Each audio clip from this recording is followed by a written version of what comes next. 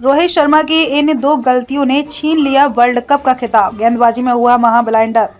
भारत की मेजबानी में खेले गए आईसीसी वनडे वर्ल्ड कप 2023 के फाइनल में 140 करोड़ भारतीयों का दिल टूटा है। फाइनल मुकाबला रविवार 19 नवंबर को अहमदाबाद के नरेंद्र मोदी स्टेडियम में खेला गया। इस मुकाबले में ऑस्ट्रेलिया ने रोहित शर्मा की कप्तानी वाली भारतीय टीम को 6 विकेट से करारी शिकस्त दी। आईसीसी वनडे वर्ल्ड कप 2023 का अंत भारतीय फैंस के लिहाज से बेहद दुखद रहा है। टूर्नामेंट का फाइनल मुकाबला रविवार 19 नवंबर को अहमदाबाद के नरेंद्र मोदी स्टेडियम में खेला गया। इस मुकाबले में भारतीय टीम के सामने ऑस्ट्रेलिया की चुनौती थी, मगर रोहित शर्मा की कप्तानी वाली भारतीय टीम को 6 विकेट से करारी शिकस्त झेलनी पड़ी। मैच में टॉस हारकर पहले बैटिंग करते हुए भारतीय टीम ने 240 रन बनाए थे। यहां से कमेंट्री कर रहे आकाश चोपड़ा समेत कुछ दिग्गजों को लग रहा था कि यह 241 रनों का टारगेट चेंज करने में ऑस्ट्रेलिया को पसीना आ सकता है। शमी बुमराह ने बनाया था कंगारू बल्लेबाजों पर दबाव।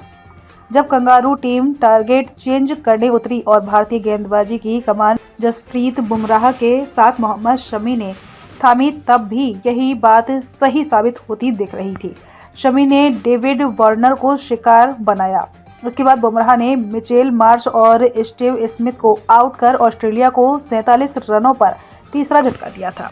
यहां तक लग रहा था कि यह मुकाबला भारतीय टीम जीत सकती है, मगर इसके बाद ही कप्तान रोहित शर्मा ने एक ऐसी गलती कर दी जिसने पारी संभालने की कोशिश कर रहे ऑस्ट्रेलियाई बल्लेबाज ट्रेविस हेड और मार्सन लाबुशेन के ऊपर से सारा दबाव ही हटा दिया।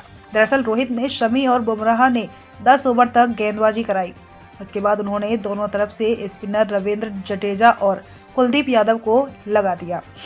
इस तरह हेड और लाबुशेन ने स्पिनर्स को अच्छी तरह खेला और 16 ओवर तक स्कोर 3 विकेट पर 87 रन पहुंचा दिया।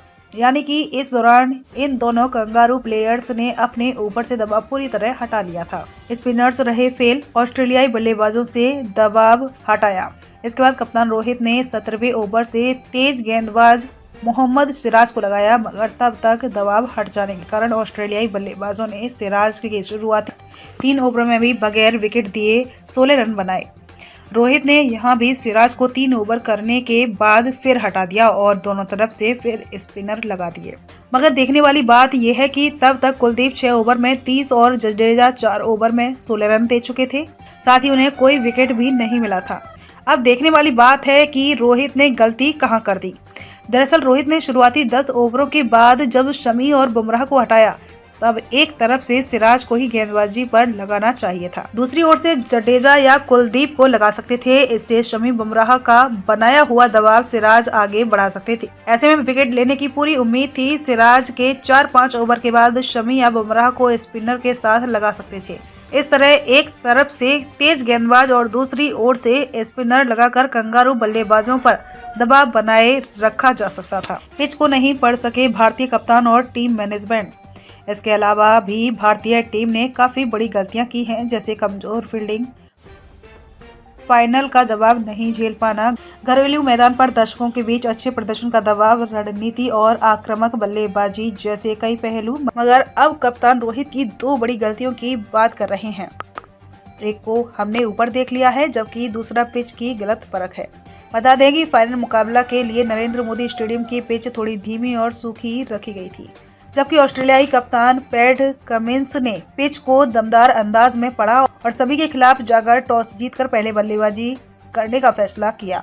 इसी दौरान रोहित ने कहा था कि यदि वो टॉस जीतते तो बल्लेबाजी का फैसला करते। ऐसे में जाहिर है कि रोहित और टीम मैनेजमेंट पिच को ठीक से पढ़ नहीं सका। दूसरी ओर कमिंस ने पहले गेंदबाजी का फैसला करके जोश हेजलवुड के साथ मिलकर कटर और स्लोअर गेंदबाजी के जरिए भारतीय बल्लेबाजों को जमकर परेशान किया। इसके बाद जब कंगारू टीम बैटिंग के लिए उतरी, तब तक पिच सपाट हो गई थी। आउटफील्ड भी तेज हो गई थी। ओस भी एक बड़ा कारण रही, जिसकी वजह से भारतीयों को गेंदबाजी में परेशानी हो रही थी।